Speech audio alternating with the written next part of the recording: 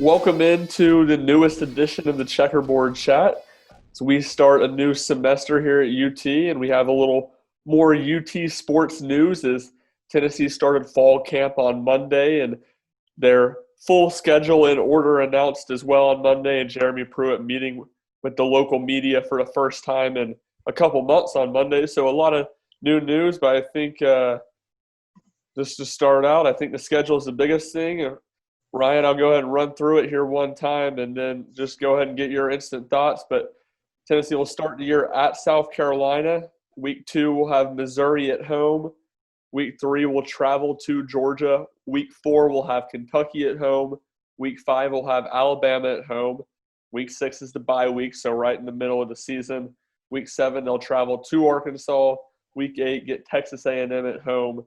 Week 9, travel to Auburn. Week 10, travel to Vanderbilt. And then the regular season finale on December the 5th will be Florida at Neyland Stadium. Ryan, what were your initial thoughts amongst seeing the release of Tennessee's schedule? I think they got dealt a tough hand. They've got a lot of tough opponents. You've got Texas A&M, Auburn were both, pretty stacked competition, both with a lot of experience in dealing with big games. I feel like this is the type of season that could go many ways. You've got a few teams that they should beat, like Missouri and Vanderbilt. But then you have South Carolina, Kentucky, who that could be a chance to slip up. As well as you'll have games like Auburn, Texas A&M, Alabama, Georgia, Florida. They're all going to be really tough games that Tennessee should have a shot to win, but it's definitely going to be a tall task to get that done.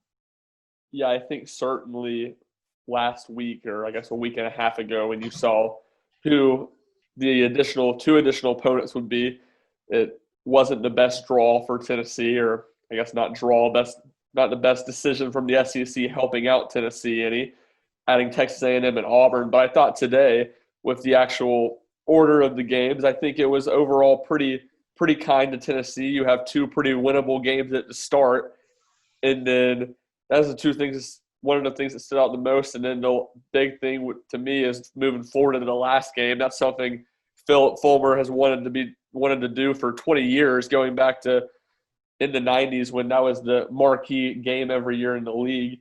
And that game's just been played on the last week once in 2001 due to 9/11. That game got postponed and Tennessee won in a game that was for the SEC East. So I think while Tennessee got a bad draw on who they picked up, they've certainly got some wins, I think, in how the schedule particularly laid out. Not a ton of really hard games back-to-back. I guess Texas A&M and Auburn would be the only two where you have that. And in a 10-game schedule, when you're playing 5 or 6 pretty strong teams, you're not going to get too much better than that, I don't think. Yeah, one thing that stood out to me, actually two things. So for Georgia and Alabama, they have that huge marquee game on the 17th. That's smack dab in between when Georgia and Alabama are playing. So when they're coming to that Georgia game that week before, there's obviously a chance for Georgia to kind of look forward to, maybe get caught looking towards that Alabama game, maybe get caught by Tennessee there. And then Alabama, of course, coming the week after, it was Sylvester Croom told a story from Bear Bryant. If the team you play wins the next week, it means you didn't hit them hard enough. So that's going to be a hard-hitting game, and they're going to get lucky to play Alabama that game week right after. And then with the Florida game, I think there's two things working with it there. One, it's after the Vanderbilt game, which already is granted, Tennessee hasn't had the best record against them. It has been one of the more weaker teams, and they've been a team that in the SEC has faced the most players who have opted out from COVID. So that's going to decimate an already weak roster. And then also we don't know whether or not the attendance of fans or anything like that. And, that's something that it's less likely we're going to see fans in the early games, but we know even less about a game in December. So I think there's a better chance that Tennessee could have fans, and especially in a game like that that's so tight, and a fan base like Tennessee, that could be such a huge advantage to actually get fans in the stands for Florida. Yeah, I think that's a good point, and something I heard someone else say today too, which that's probably the biggest game that Tennessee, would want to be able to get fans in the stands for. And obviously, it being later in the season would make you think there's a better chance there. Building off your point about Georgia, Georgia plays Alabama in a week following Tennessee, but a week before they play Tennessee, they actually play Auburn. So probably Georgia's two biggest games of the season. I guess Florida would be in there. Two or three biggest games of the season are right around the Tennessee game. So I think that definitely falls in a good position for Tennessee, especially considering when they get South Carolina in week 1 and Missouri in week 2. Certainly not locks of games that Tennessee is going to win, but games that I think they expect to win. But I'll go – that's kind of twofold because I think South Carolina is one of the games that is – while Tennessee expects to win it, it's when they certainly could lose. South Carolina has pretty solid talent, even though they haven't been able to put it together particularly well. I think that's going to be a very high-pressure game for Tennessee, something to be interesting to watch because obviously Pruitt's first 2 years, the season openers have not gone particularly well. Obviously a lopsided defeat in his first year against a good West Virginia team. And then obviously the catastrophic start to the last season that was the loss to Georgia State. So that's something that makes that game even more interesting to watch. And I think the one thing that would be going good for Tennessee in the fact is that South Carolina has a new offensive coordinator in Mike Bobo. And that's, getting them week 1 after an offseason that's been so strange, I think could be possibly beneficial for Tennessee. I think something you also got to watch for in that South Carolina game is you're going to have two quarterbacks who are coming out looking to prove something, both in coming off not ideal situation the year before. Garantano, obviously, everyone knows his struggles, benched, back and forth, late game heroics, but also some late game, atrocity, or bad mistakes there, whatever, bad choices. And then you've also got Ryan Helinski, who was trading back and forth with Jake Bentley, and, a lot of troubles going on there. Couldn't get the quarterback position set. There's a very similar situation to Tennessee. So you have both quarterbacks looking to you got – I think there's a chance that both of them would try and outperform their abilities and try and play out of their shoes to try and, solidify that spot in week 1.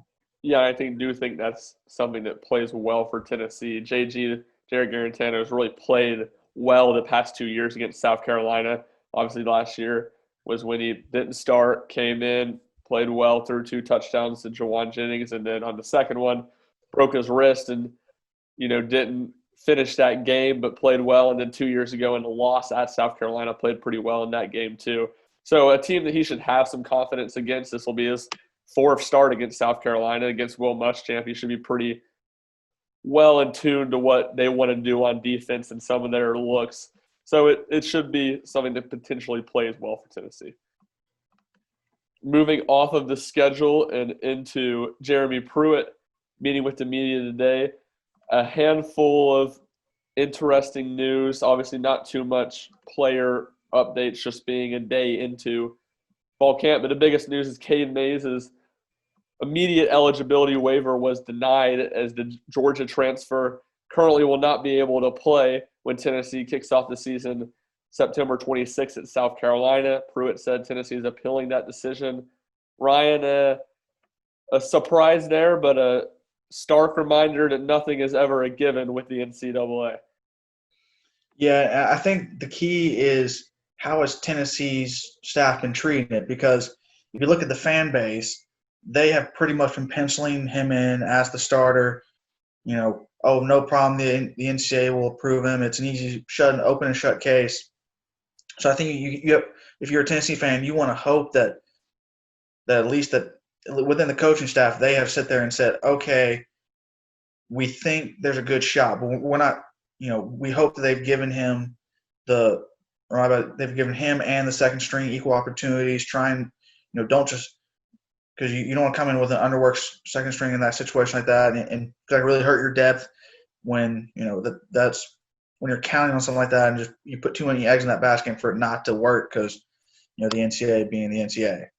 Yeah, I think that is one of the things that will play well for Tennessee is that offensive line is – if there's a position where you could lose a starter, that's probably the one. Now, Cade Mays is a guy that, a lot of preseason magazines have a second, third, all SEC team guy. So a big loss either way. But he was expected to start at right tackle. You have Jerome Carvin still there. He was a sophomore last season, started about half the season. You have Riley Locklear, who's a guy whose ceiling is not quite as high, but he started some games at right guard. And then Kayron Calvert, most people think he'll be competing with Darnell Wright for the starting right tackle position, but he's also played some guard as well. So Tennessee has options there, and they, obviously they'll be working on the appeal, hoping that they can get it flipped, but they have, 5 or 6 weeks to figure out exactly what they want to do with the offensive line. It's not like this decision came a week before the season started, and then you have to start building some continuity with new guys. You have plenty of time. So certainly not a decision Tennessee wanted to hear, and one they will work to try to overturn, but not a catastrophic thing for this season. I think it's almost more than anything just a disappointment for Cade Mays. I think his plan was to come play 1 year at Tennessee and to go to the NFL. We'll see how things change now if he doesn't play this season. Ryan, anything else? What else from Pruitt's press conference today stood out to you? I mean, just again, that they're dealing with a lot of the same things that everyone else is dealing with. How to come up with the right testing protocols and quarantine protocols, and dealing with the lack of spring practice and adjusting that. But I think that generally, like every other team, you watch our Knox, they're just ready to go out and play some ball. Like we've had all this time of uncertainty. Let's just get back to the one thing we know. Let's go play football. Get this season out of the way. Yeah, I would agree with that. And one thing that I thought was interesting and didn't necessarily know is Pruitt's, the OTAs they were able to start doing in, pretty early in July. Pruitt's, kind of pushed back the notion that they've been doing that for a couple of weeks now, saying that they didn't start right after the 4th of July. They had all the players come back after the 4th, had 8 days off around the 4th of July, and then had some positive tests after that. So they were a little slow in getting things going on that front. So that was certainly interesting. They may not be quite as far along on some install stuff, but they still have 5 days before they put on the full pads that they'll be able to continue to do that. I guess the other biggest thing along news that Pruitt broke was that Jeremy Banks is officially back on the team. I don't think that was a surprise to anyone. He had been still enrolled at UT and pretty publicly around Knoxville the past couple months since his removal from the Tennessee football team, but certainly a move that gives Tennessee some depth and options at inside linebacker, and one that you see Pruitt giving a little more, another second chance situation, similarly that he did to Jawan Jennings when he first got to Tennessee.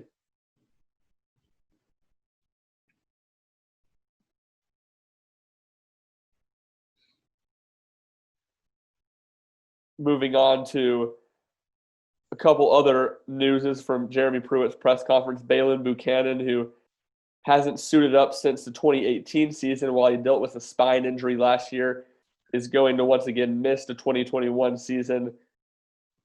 Pruitt said he's not officially medical, retiring, but certainly not something that seems good, Ryan, for Buchanan's future to what would have been his fifth senior year to be sitting out again for the same injury that he had to sit out the year before with. Yeah, I mean, obviously you don't want to see a guy injured like that. You wish him the best of luck, but you want to make smart decisions. If it's just not right for him to continue playing football, he's got to make the right decision. Be smart and think long term for your future, and just work on getting your degree and finishing up strong here. Yeah, absolutely. He's a guy I know that has stayed close around the program, even in the times that he hasn't been playing. But that should do it for this edition of the Checkerboard Chat with your two co-sports editors at the Daily Beacon, Ryan Cruz and Ryan Schumpert. Ryan, thanks for joining me. It's fun as always to get some actual football to talk about. Hopefully we'll have more of that the next month as things march towards the start of the season, and then hopefully a fall full of safe Yes. football. All right, that's going to do it for this edition. Thanks for joining us.